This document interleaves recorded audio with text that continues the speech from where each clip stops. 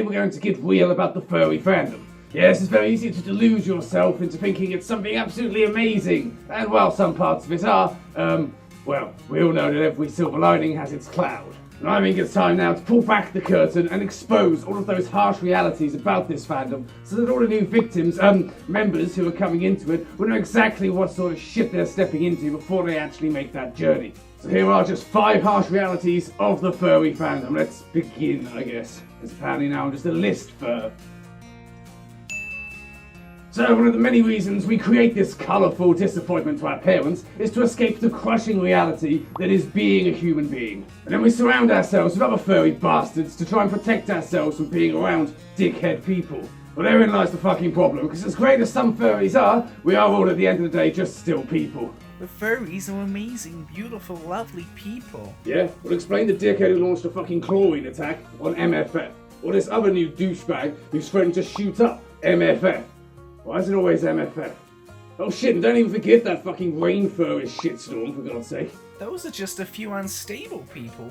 Furries as a whole are wonderful. Nope, not even gonna let that excuse fly either. How many times have we sat and enjoyed a good Twitter beef because one group of popufurs didn't acknowledge another group of popufurs at a convention? I mean, fuck, there was even that one dude, that renowned mersuiter who everybody loved, who then told someone else to go kill themselves, for fuck's sake. Yes, you just can't escape the fact that under all the fur and lovely artwork, we are just still a bunch of bastards that are called human beings. But that's a good thing. That means you can actually guess how people are going to act. And once you look at the fandom and think, well, they're all still going to be the same as everybody else, you can alter your expectations accordingly, and it won't be so crushing when you figure out everyone's really a dickhead. Just assume that everybody's going to be an absolute arsehole, and then you will be pleasantly surprised when you find the one or two that aren't as much of an arsehole.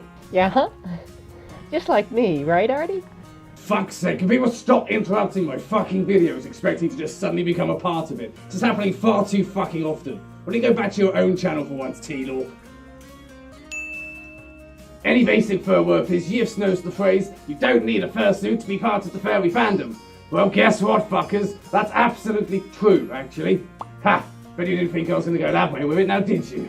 But don't expect anybody to give a shit about you unless you have one, obviously. Let's be honest, fursuits are a massive part of the fucking community, so big in fact that it's almost as big as the artwork. Fursuits are essentially just a fast track to popufurity, so having a reputable suit maker do your design and finally make it and ship it out to you is already going to give you a following because, well, basically, oh my god, cute fursuit! And unfortunately, sometimes, oh my god, I want to fuck it! Ugh. Want some proof? Look at any fucker with a suit from Autumn Fallings, Phoenix Nest, Mischief Makers, More for Less, Made for You, Mixed Candy, the fucking lot.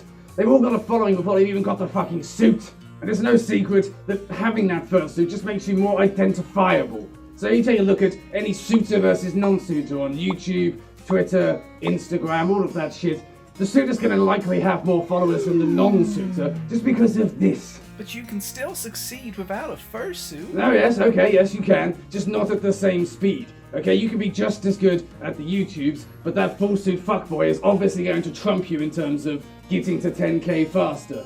Can we get to 10k please? And of course that's not to say that you absolutely cannot succeed without a fursuit. People like Boozy Badger and Uncle Kage are perfect examples of that. Your personality, the content you create, your art skills, all of that can make up for it. But as much as we say, oh, you don't need one, it makes things a hell of a lot fucking easier.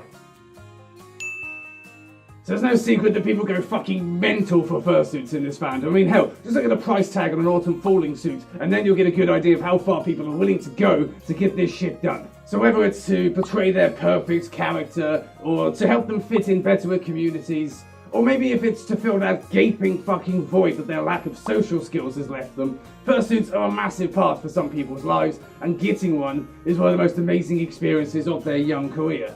And there's something quite so amazing as finally getting that spot with that maker you love, paying it all. I mean, that's actually pretty fucking terrifying, but then when it's paid, you can be like, oh, it's gonna be made, then you get some whips, and then, well, not like that, obviously, and then you see it all just come together, and then it's done, and it's shipped out, and you get it, and you suit up, and Oh shit, it is not what I fucking expected.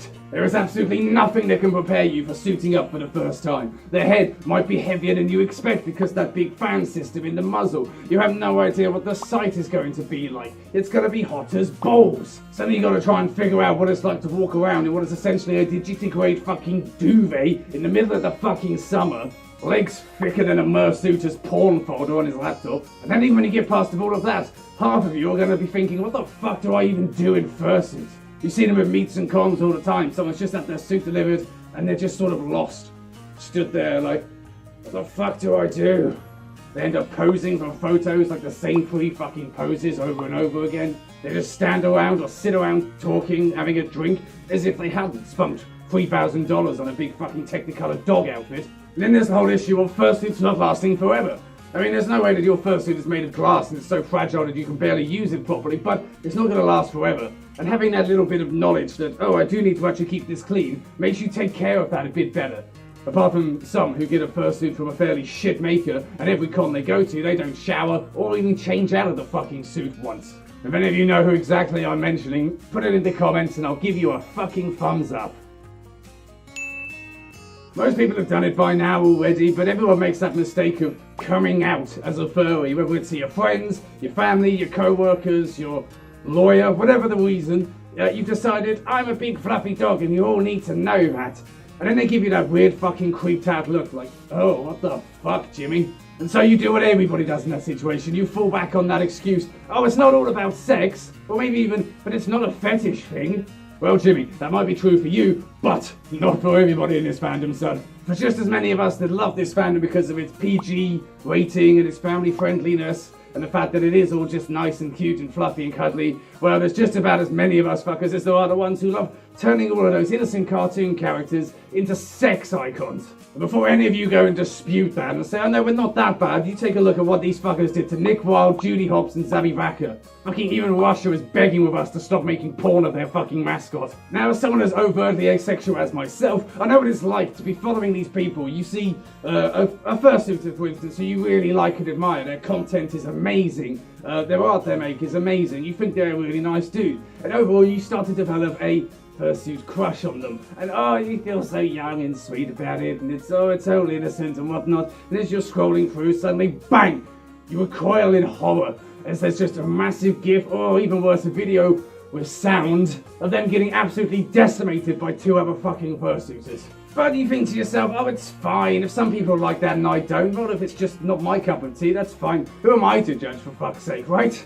You mean you think, well, actually, when you think about it, I like paws. I think they're cute and cuddly and plush and lovely and adorable. And in making your character even a little bit closer to those things, you decide, I'm going to commission some big plushy foot paws, make my suiting experience far more comfortable. They arrive and they're the comfiest, cutest things ever. You get really happy with this commission, you're really happy with the quality of the product, so you decide, I'm going to take some pictures and share them online so everyone else can see how happy I am. But then bam, all of a sudden you're getting comments like they want to sniff your paws, they want to lick your paws. And you think, oh my god, this is a little bit further than I thought it was going to get. But then it gets worse, and all the comments get so much harder. And people are inviting you to paw parties, and macro parties, and then someone's commenting on you, stomp me daddy, and you don't know what to do, so you crumble under the pressure. And suddenly you're making pictures and gifts for these bastards, and you look at yourself and you think, what have I done?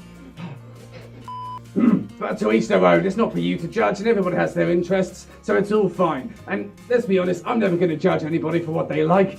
Actually, no, fuck that. Those cop porn bastards, they should be ashamed. I'm judging those fuckers. Let's be honest, we all knew something like this was coming. As furries love to propagate that whole philosophy of we're all just one big happy family. And most of us who have been in the fandom for more than 5 minutes recognise that this is 100% grade A farm fresh bullshit. And while it's easy to see that all the constant bickering, bitching and fighting can be really dangerous for our fandom but also entertaining in a weird way, I believe that sometimes it's the egomaniacal fucking bastards that are ruining everything else. That's not true. I make YouTube videos and art that people love. I'm sure you do, yes, but let's be honest, shall we? How many times have you made something that you really like, looked at it, and then suddenly seen someone else do something better and compared yourself to your popular superiors? You sit and you look at your content and theirs and you wonder, how come they're doing so much better than I am? I want to be that good, and then bang, you're playing the game as well. Let's do a little hypothetical, shall we? Let's say that you sit down and you work on something, be it a piece of art, collection of images, fursuit video, YouTube video, whatever. You pour your heart and soul into it. You write the fuck out of it. It's one of your amazing ideas. You're really passionate. You finally get it together exactly how you wanted to upload it, and people love it. Your small little following is really happy with the way it's gone. It's exactly what you wanted to make. You're happy. You feel contented. And then suddenly in comes the poppy fur fursuit fuckboy with a little adorable video of, oh, fursuit can't play games because of big paws and cuteness. Ah ha ha. Gaming live stream. They rocket straight past you. Everybody was looking at your video goes, fuck, that looks adorable, and fucks off entirely. Suddenly they're the one that's racking up hundreds of thousands of views, subscribers out of their anus for fuck's sake. Suddenly they're getting all the Ko-Fi donations, donate here, shameless plug. Suddenly everyone's subscribing to their Patreon coming soon. Suddenly everybody loves them a hell of a lot more than they love you, and you suddenly start to play the game. You look at your stuff and you think, oh god, how could I do something like that? So you do your research, you delve deep into the attention whore ethos, and you think, I can do this shit. So you start getting on board with any hashtag you can think of, no matter how debased and lewd they get. You make as many clickbait attention whore popular opinion videos and tweets as you can. You also start streaming whatever you can, no matter what it is. I'm going to stream myself drinking some milk, making a cup of tea, having a shit, whatever it is, just to try and defeat that sense of loneliness that's born into your life. The worst thing is it starts to work, suddenly your numbers are creeping up and you finally think, oh my god, I'm actually at this level that I really enjoy. Years later you find yourself streaming in fursuit because, oh my god, adorable, I'm going to play video games. And you notice, just on your little subscription feed or on your featured now, you see there's some little basic fur. He's trying to make some videos, he's trying to write something original. You look at him and you laugh. You laugh at his stupid fucking attempts to try and change this from anything that it actually is, which is just a big popular fur contest. But this is actually really a good thing in disguise. You see, this only occupies a very small part of the fandom. There's only a small portion that just chase numbers, or subscribers, or followers, and what that leaves is a massive gaping hole, a massive availability for anybody who does anything different to step in and actually flourish. There's so many of these people doing the same old bullshit. The people are starting to get a bit tired of it. So people who are making decent videos, like myself and, I guess I'm obliged to say, these three people. Yes, okay, look at me being nice and charitable. But there's room for people like us to turn up and do something different without it being just more of the same. So there we go, those are 5 harsh realities of the furry fandom. I suppose when you line it all up like this, it does kind of look pretty negative. Well, good, because that's the way it fucking is, okay? Not everything is sunshine and rainbows. There's a bit of the good and a bit of the bad. And if you accept them both, you might actually have a chance of surviving in this fucking fandom. And let's be honest, sometimes you have to learn the lesson that it's not all sunshine and rainbows like those fucking vines back in 2016 made you believe. God damn it, Cosmic, you fucking liar!